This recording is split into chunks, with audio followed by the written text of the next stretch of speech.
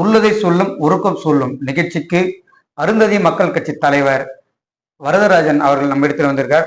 Sir வணக்கம் sir. இப்போ தற்போது பார்த்தீங்கன்னா 2026 இருந்து பார்த்தீங்கன்னா எலெக்ஷன் நடக்க இருக்குது. நீங்க வந்து பார்த்தீங்கன்னா அருந்ததி மக்கள் கட்சி வந்து திமுக கூட்டணியில் தொடர போறீங்களா இல்ல அதிமுக கூட்டணி தொடர போறீங்களா சார் 2026ல? அதாவது அருந்ததியர் மக்களுக்கு வந்து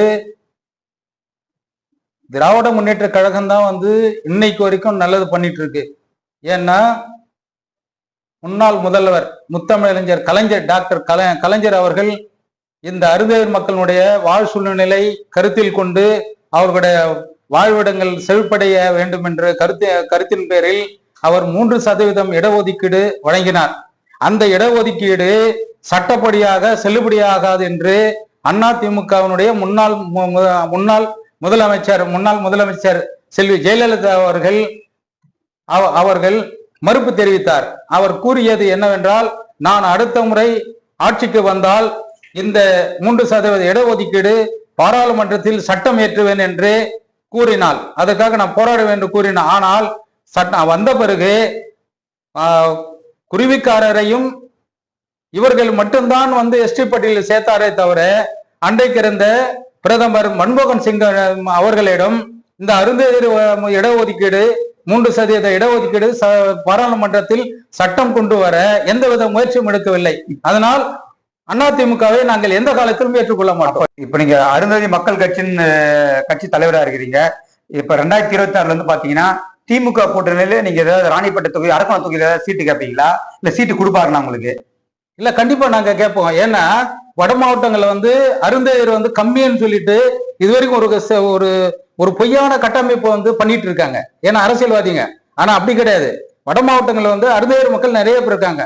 அரக்கோணம் தொகுதியில் பாத்தீங்கன்னா ஒரு 12,000 அருந்ததியர் மக்களோட ஓட்டு இருக்கு. ஏன் கொடுத்தா நாங்க ஏன் ஜெயிக்க முடியாது? சரிங்க. இப்ப உங்களுக்கு வந்து பார்த்தா திமுக பாத்தீங்கன்னா போன முறை அவர் முன்னாள் தலைவர் வலசை ரவிச்சந்திரன் சார் கூட பாத்தீங்கன்னா வாரியவுடைய தலைவர் வந்து திமுக தான் கொடுத்துருக்காங்க.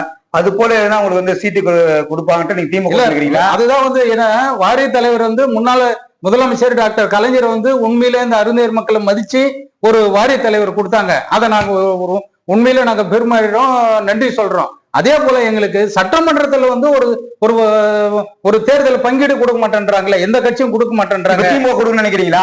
கண்டிப்பா திமுக கொடுத்துதான் ஆகணும். ஏன்னா அது நாங்க வந்து வேண்டுகோளை வைக்கிறோம். இப்ப இருக்கிற முதலமைச்சர் வந்து திராவிட முன்னேற்ற கழக தலைவர் முதலமைச்சர் அவர் வந்து அரக்கோணம் தொகுதி இது போல வட மாவட்டங்கள்ல வந்து எங்க அருந்ததியர் மக்களுக்கு வந்து சட்டமன்ற தேர்தலில் வந்து போட்டியிட வாய்ப்பு வழங்கணும். ஏன்னா இந்த வட மாவட்டங்கள்ல இருந்து அருந்ததியர் மக்கள் வந்து சட்டமன்ற தேர்தலையும் இந்த பஞ்சாயத்து தேர்தலையும் நகரமன்ற தேர்தலையும் எதுலையுமே வந்து புறக்கணிச்சு நிற்கிறாங்க. சரிங்க ஐயா. இப்போ ஒரு சின்ன ஒரு முக்கியமான கேள்வி. இப்போ வந்து பாத்தீங்கன்னா பிஜேபி அவங்க என்ன சொல்றாங்க, பாரதிய ஜனதா கட்சின்றாங்க. எல்லாருமே வந்து பொதுவானதுன்னு பாத்தீங்கன்னா மக்கள்ல வந்து இந்து நாங்க எல்லாம் பொதுவானதான் நினைக்கிறாங்க. நீங்க அருந்ததி கட்சியோட தலைவர்னால உங்களை பார்த்து ஒரு கேள்வி கேட்கறேன். உங்களெல்லாம் சமமா கோயில்களை இட்டுன்னு போவாங்களா? இந்த கேள்வி கேட்க கூடாதுதான். அவங்க வந்து சமன்றாங்க. உங்களை கோயிலுள்ள இட்டுன்னு போவாங்களா? அதாவது ஒரு பிஜேபி என்ன சொல்லுதுன்னா, எல்லாரும் வந்து இந்து நாம எல்லாரும் ஒண்ணுன்னு சொல்றாங்களே தவிர, ஆனா வேதம் கத்துக்கிறேன்னா என்ன வந்து கோயிலுள்ள விடுவாங்களா? விட மாட்டாங்க. ஏன்னா அந்த வந்து பிஜேபின்றது ஒரு பார்ப்பனர் இயக்கம். மற்றவங்களுக்கு வந்து அது வந்து கிடையாது. ஏன்னா 4 வர்ணமா பிரிச்சு அவங்க செயல்பட்டு இருக்காங்க. இதுவே வந்து ஒரு தவறான ஒரு மனிதனை மதிக்காத கட்சி பிஜேபி கட்சி. ஒரு மந்திரம் மாதிரி ஒரு ஐயர் மாதிரி மந்திரமாவே சொல்லிட்டீங்களே நீங்க, பயங்கரமா உங்களே கோயில் அனுப்பலாம் மாதிரி இல்ல? அதுதான் சொல்றேன். நான் மந்திரம் கத்துக்கிறேன், என்ன அனுப்புவாங்களா? பிஜேபியில இருக்கிறவங்க RSSல இருக்க அனுப்புவாங்களான்னு கேளுங்க.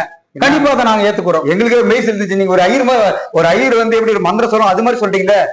ஆமா, நான் வந்து நான் சொல்றேன், மந்திரம் சொல்றேன். என்ன அனுப்புவாங்களா? RSS சேர்ந்தவங்க, பிஜேபி சேர்ந்தவங்க, இன்னைக்கு இருக்கிற நரேந்திர பிரதமர் மோடியா இருக்கட்டும், இங்க இருக்கிற மாநில தலைவரா இருக்கட்டும், எல்லாம் வந்து சப்போர்ட் பண்ணுவாங்களா இந்த மக்களை? குறிப்பா திமுக முன்னாள் இந்த அருந்ததி கட்சி தலைவர் திமுக கூட்டணி இருக்கிறாரு அதிகமா. இப்ப நீங்க திமுக ஏன்னா திமுக மீண்டும் திமுக ஏன் ஆதரவு தெரிவிக்கிறீங்க? போன ஆட்சி அதிமுக ஆட்சியில் வந்து கோயம்புத்தூர் நெடூர்ல வந்து 17 பேர் இறந்தாங்க. அந்த 17 பேருக்கு வந்து ஒவ்வொரு இறப்புக்கும் வந்து 5 லட்சம் நிவாரணம் கொடுக்குறேன்னு சொன்னாங்க. ஆனா இது வரைக்கும் வந்து சரியான முறையில போய் சேரல. நான் கேட்கிறேன் என்னன்னா, சாத்தான்குளத்துல வந்து 2 பேர் வந்து இறந்தாங்க லாக்அப் டெத்ல. அந்த 2 பேருக்கும் ஒரு ஆளுக்கு 25,000 சொல்லிட்டு 2 பேருக்கு 50 லட்சம் கொடுத்தது இல்லாம அந்த குடும்பத்துல இருக்கிறவங்களுக்கு வேலை கொடுத்தாங்க. ஏன் 17 பேர் வந்து சாதி கம்மி தான் பாக்குறீங்களா? அருந்ததி மக்கள் சாதி கம்மின்னு நான் என்ன சொல்றேன்னா அருந்ததியர் வந்து ஒரு மனுஷனா மதியம்னு சொல்ல வர்றேன். அது ஏன் வந்து மனுஷனா வந்து ஏத்துக்க மாட்டேன்றீங்க? எல்லா அரசியல் கட்சி அதுதானே பண்ற மாதிரி இருக்குது. குறிப்பா அதிமுக அந்த வேலை செஞ்சிருக்கலாம் இல்ல? சாத்தான்குளத்தில் மட்டும் 25 ஒரு ஆளுக்கு 25,000 ஒரு ஆளுக்கு வீட்டுக்கு ஒரு வேலைன்னு போட்டு கொடுத்த அதிமுக ஆட்சி ஏன் வந்து நெடூர்ல சேர்த்த 17 பேருக்கு வந்து ஏன் வந்து அரசு வேலை கொடுக்கல? இன்னைக்கு பாத்தீங்கன்னா தமிழ்நாட்டுல சரி அருந்ததி மக்கள் தான் இன்னைக்கு வந்து எல்லா காவா வேலையும் சரி எல்லாம் மழை காலத்துல சரி எல்லா வேலையும் செய்யறாங்க. அப்ப அவங்களை மனுஷனோட மதிக்கணும்னா இப்ப திமுக அவங்களை மதிக்கணும்னு நினைக்கிறீங்களா? எப்படி நினைக்கிறீங்க? ஆமா, திமுக மதிச்சதுனால தானே முன்னாள் முதலமைச்சர் டாக்டர் கலைஞரை வந்து எங்களுக்கு ஒரு 3% இடஒதுக்கீடு எந்த ஒரு அரசாங்கத்திலும் சரி பொருளாதாரம் சரி வேலை வாய்ப்பிலும் சரி போக முடியாத ஒரு சூழ்நிலை இருந்தது. டோட்டலா வந்து பாத்தீங்கன்னா 18% அந்த இதுல வந்து அருந்ததியர் மக்கள் வந்து பொதுவா வந்து படிக்காம பொருளாதாரத்துல பின்தங்கி இருக்கிறதுனால போக முடியலன்ற ஒரு காரணத்தை கலைஞர் அவர்கள் வந்து அதை உணர்ந்து இந்த மக்களுக்கு வந்து 3% இடஒதுக்கீடு கொடுத்ததுனால தான் இன்னைக்கு டாக்டராகவும் இன்ஜினியராகவும் நிறைய பேர் வந்து அரசாங்க உத்தியோகத்துக்கு போயிருக்காங்க. அதனால வந்து தாங்க நாங்க வந்து திமுக சப்போர்ட் பண்ணாம யாருக்கு சப்போர்ட் பண்ண முடியும்? சப்போஸ் திமுக கூட்டணியில உங்களுக்கு ஒரு சீட்டு அரக்கோண தொகுதி ஒரு சீட்டு கொடுத்துட்டாங்கன்னா நீங்க ஜெயிச்சு சட்டமன்றத்துல போனீங்கன்னா உங்களுடைய மக்களுக்கு என்ன கோரிக்கை முதல்ல வைப்பீங்க? நான் கண்டிப்பா வந்து அந்த இடஒதுக்கீடில் இருக்கிற 61 ஜிஓ அந்த ஜிஓ வந்து அது வந்து ரத்து செய்யணும். அதே போல வந்து அருந்ததியர் மக்கள் வந்து இன்னும் நிறைய பேர் வந்து இப்பதான் படிச்சுட்டு மேல வர்றாங்க. படிக்காத மக்களுக்கு வந்து ஏதாவது வந்து பொருளாதார இதுலயோ சமூகத்திலயோ வந்து ஒரு நல்ல நிலைமையில வரணும்னா அருந்ததியர் மக்களுக்கு வந்து ஒரு நலவாரியம் அமைச்சு தரணும் அரசாங்கம். ஏன்னா கலைஞர் ஏற்கனவே அதை சொல்லிட்டு போயிருக்காரு. அதை வந்து இன்றைய முதலமைச்சர் வந்து அதை செஞ்சு கொடுக்கணும்னு சொல்லிட்டு நான் இதன் மூலம் வந்து வேண்டுகோள் வைக்கிறேன் இந்த கட்சி மூலியமா. ஒரு முக்கியமான விஷயம் சார் உங்களை பார்த்து கேட்கணும். அதிகம் வந்து பாத்தீங்கன்னா அருந்ததி மக்கள் வாழ இடத்துல ஒரு சுடுகாடோ ஒரு ரோடு வசதி கூட இல்லை. நீங்க உங்களுடைய சட்டமன்றத்துல உங்களுடைய குரல் எப்படி ஓங்கி ஒலிக்கு சார்?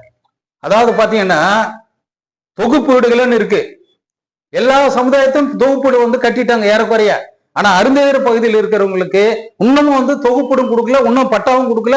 அதே போல பாத்தீங்கன்னா புதைக்கிற வந்து ஒரு இடமான மயானத்தை வந்து இது வரைக்கும் வந்து தமிழ்நாட்டுல வந்து நிறைய இடத்துல அருந்ததியர் மக்களுக்கு மயானமே இல்லை, வீடும் இல்லை. இதை வந்து அரசாங்கம் வந்து செஞ்சு கொடுக்கணும்னு சொல்லிட்டு இது ஒரு வெள்ளறிக்கையாவே நான் வந்து கேட்பேன். அதிகமா வந்து பாத்தீங்கன்னா புரட்சியர் அம்பேத்கர் சிலையை வந்து பாத்தீங்கன்னா வட மாநிலம் தான் அவமதிப்பு நடக்குது. ஆனா இப்ப நிறைய இடத்துல பாத்தீங்கன்னா அவருடைய விரல் அவருடைய கண்ணாடி எல்லாம் உடைக்கப்படுது. இதை நீங்க எப்படி பாக்குறீங்க? அதாவது முழுக்க வந்து பிஜேபி வந்து இந்துன்னு சொல்லிட்டு மத்தவங்களை வந்து மூல செலவு செஞ்சு அம்பேத்கரே வந்து செலவு ஒடுக்கி சொல்லி இருக்காங்க. அதை விட ஒரு கேவலம் என்னன்னு சொன்னா அம்பேத்கர் சாயார இந்த காவி சாயால பெயிண்ட்ல அடிக்கிறாங்க. அதுதான் சொல்றேன். அதுக்குதான் என்ன சொல்ல வர்றேன்னா அம்பேத்கர் சட்டத்தை வந்து அதை வந்து மாத்தணும்னு சொல்லிட்டு அதே வந்து தாழ்த்தப்பட்ட சமுதாயத்தை சேர்ந்த முன்னாள் குடியரசுத் தலைவர் ராம்நாத் கோவிந்த் வச்சு ஒரு நபர் கமிஷனை உருவாக்கி ஒரே நாடு ஒரே தேர்தல் சொல்லிட்டு பண்ணியிருக்காங்கன்னா இதுல வந்து ஒரு தாழ்த்தப்பட்ட சமுதாயத்தை சேர்ந்த ஒரு சட்டத்தை ஒரு தாழ்த்தப்பட்ட சமுதாயத்தை சேர்ந்த ஒரு தலைவரே வச்சு அதை வந்து பண்றாங்கன்னா இதுல இருந்து என்ன தெரியுதுன்னா அண்ணா RSS முழுசா வந்து இந்த மக்களை வந்து அடிமைப்படுத்தணும், மீண்டும் வந்து அந்த குருகுலன்ற ஒரு கணக்குல கொண்டு வரணும். யாரும் வந்து மற்ற மக்கள் படிக்கூடாது. நான் எல்லாருமே இன்னைக்கு பாத்தீங்கன்னா ஒரு IAS அதிகாரி வந்து பாத்தீங்கன்னா பாராளுமன்றத்துல 98% பேர் இருக்காங்கன்னா காரணம் என்னன்னா அன்னைக்கு வந்து அவங்க படிச்சாங்க, ஆனா மத்த மக்கள் படிக்க விடல. அதனால இப்ப வந்து இந்த திராவிட இயக்கங்கள்ல வந்து குறிப்பா பெரியார் வந்து படிக்க சொன்னாரு, அம்பேத்கர் வந்து படிக்க சொன்னாரு. அதனால இப்ப வந்து படிச்சுட்டு இருக்கிறோம். ஆனா மீண்டும் வந்து அந்த நிலைமை கொண்டு போனோம்னு சொல்லிட்டு RSS முயற்சி பண்ணது. இதை வந்து தவறு சார். ஒரு கடைசியான ஒரு கேள்வி சார். இப்போ நீங்க திமுக கூட்டணியில் தொடர போறீங்க, திமுக கூட்டணி கட்சி தலைவர் தளபதி MK ஸ்டாலின் முதல்வர் சந்திக்க போறேன்னு சொல்றீங்க. அது இல்லாம ராணிப்பேட்டை ஆற்காடு தொகுதியில அதிமுக கூட்டணியில பிஜேபிக்கு சீட்டு கொடுத்தா வெற்றி வாய்ப்பு எப்படி இருக்கும்? உங்களுடைய திமுக கூட்டணி வெற்றி வாய்ப்பு எப்படி இருக்கும் சார்?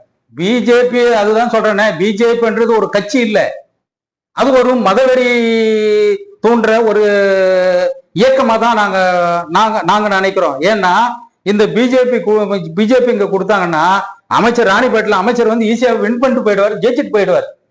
2 தொகுதியும் கண்டிப்பா ஜெயிச்சுட்டு போயிடுவார். ஆற்காடும் அதே மாதிரிதான் ஜெயிச்சு போடும். ஏன்னா பிஜேபி வந்து ஒரு மனுஷனா மதிக்கலையே. அதுதானே அடிப்படையான ஒரு கேள்வி. ஏன்னா இந்துன்னு சொல்லிட்டு அவங்க மட்டும் கோயில் உள்ள போடுறாங்களே தவிர இவங்களும் வந்து அதாவது கோபுரத்தை பார்த்தாவே போதும் புண்ணியன்னு சொல்லிட்டு சொல்றாங்களே, அது எப்படி? அது சரிங்க ஐயா. இப்ப ராணிப்பேட்டை ஆற்காடு தொகுதியில திமுக கூட்டணி உங்களுடைய கூட்டணி கட்சி, நீங்க தலைவரா இருக்கீங்க, நீங்க அரக்கோணம் தொகுதியில இருக்கீங்க. உங்களுடைய கூட்டணியில உங்களுடைய மக்கள்ல எப்படி என்ன மாதிரி வேலை செய்வீங்க? திமுக எப்படி வெற்றி வாய்ப்புக்கு பாடுபடுவீங்க? கண்டிப்பா வந்து பாடுபடுவோம். ஏன்னா முன்னாள் முதலமைச்சர் டாக்டர் கலைஞர் அவரு இந்த அருந்ததி மக்களுக்கு செஞ்ச ஒரு பெரிய ஒரு வரப்பிரசாதம் என்னன்னா இடஒதுக்கீடு வந்து கொடுத்தாரு. அதனால இன்னைக்கு எல்லா மக்களும் படிச்சிருக்கிறாங்க. அதுவும் முதல் பட்டதாரியா வந்து உருவாக்குறதுக்கு ஒரு சட்டமே போட்டது வந்து அது முழுக்க அருந்ததி மக்கள் வந்து முன்னுக்கு வரணும்னு சொல்லிட்டு போட்டாரு. அதனாலதான் இன்னைக்கு நிறைய பேர் படிச்சுட்டு இருக்கிறாங்க. இதை வந்து நாங்க வந்து கட்சி சார்பா நாங்க வந்து இந்த அருந்ததி மக்களிடம் எடுத்து சொல்லி திமுக கூட்டணி நாங்க ஆதரவு தெரிவிப்போம். என்னைக்கு சார் நீங்க தமிழ்நாடு முதல்வர் தளபதி மு.க. ஸ்டாலின் சார்பை என்னைக்கு சந்திக்க போறீங்க? கண்டிப்பா வந்து வெகு விரைவில் வந்து நிர்வாகிகளோட போய் நாங்க வந்து அறிவாலயத்தில் வந்து நாங்க வந்து முதலமைச்சர் சந்திக்கிறதுக்கு கடிதம் கொடுக்க போறோம். கொடுத்த பிறகு அவங்க முதலமைச்சர் வந்து என்னைக்கு சொல்றாரோ அன்னைக்கு நிர்வாகிகளோட கட்சி நிர்வாகிகளோட போய் நாங்க சந்திச்சு எங்க கோரிக்கை வந்து நாங்க வைப்போம். அதே மாதிரி கோரிக்கை வைக்கிறது இல்லாம சட்டமன்றத்துல எங்களுக்கு வந்து போட்டியிடுறதுக்கு வந்து வாய்ப்பு தரணும்னு ஒரு கோரிக்கை வைக்க போறோம். சார் கடைசி கேள்வி சார். இந்த கேள்வி எதுக்கு முன்வைக்கணும் பாத்தீங்கன்னா, நீங்க அரக்கோணம் ராணிப்பேட்டையில அரக்கோணம்னா தமிழ்நாட்டில் ஒரு நாடாளுமன்ற தொகுதி, ஒரு நல்ல ஒரு வெற்றி வாய்ப்பான ஒரு தொகுதி திமுகவுக்கு. அதனால நீங்க அரக்கோணம் சேர்ந்ததுனால நீண்ட நாள் எதனா கோரிக்கை எதனா இந்த அரக்கோணம் தொகுதியில எதனா இருக்குதுங்களா? சார் நான் கேக்குறேன், ராணிப்பேட்டை மாவட்டத்தில் இருக்கிற அருந்ததியர் வந்து இந்த மனுஷங்க தானே, அவங்களும் ஒரு மனுஷன் தானே, மற்ற சமுதாயம் சேர்ந்த ஒரு சமுதாயம் சேர்ந்தவங்க மாதிரி தானே மனிதர்கள் தானே. இன்னமும் அவங்க வந்து வீட்டு மணிக்காக சுடுகாடுக்கும் இன்னும் மனு கொடுத்துட்டே இருக்கிறாங்கன்னா அப்போ இந்த நிர்வாகம் வந்து என்ன செஞ்சுட்டு இருக்கு? குறிப்பா பாத்தீங்கன்னா அரக்கோணம் தொகுதி அரக்கோணம் மட்டும் இல்ல, அரக்கோணம் சேர்ந்த 6 தொகுதிக்கும் ஒரே ஒரு தனி வட்டாட்சியர் வாலாஜல் மட்டும் இருக்குது. அந்த வாலாஜல் இருக்கிறதுனால மனு கொடுக்குற எல்லாமே அவங்களால வந்து இந்த பகுதிக்கும் அந்த பகுதிக்கும் வர முடியல. அதனால நாங்க வந்து என்ன சொல்றோம்னா அரக்கோணத்துல வந்து ஒரு தனி வட்டாட்சியர் வேணும், ஆதிராவிடர் நலத்துறை மூலியமா தனி வட்டாட்சியர் வேணும்னு சொல்லிட்டு ஏறக்குறைய இந்த மாவட்டம் பிரிஞ்சதுல இருந்தே மனு கொடுத்துட்டு வரேன். அது ஏன் வந்து செய்ய மாட்டேன்றாங்க?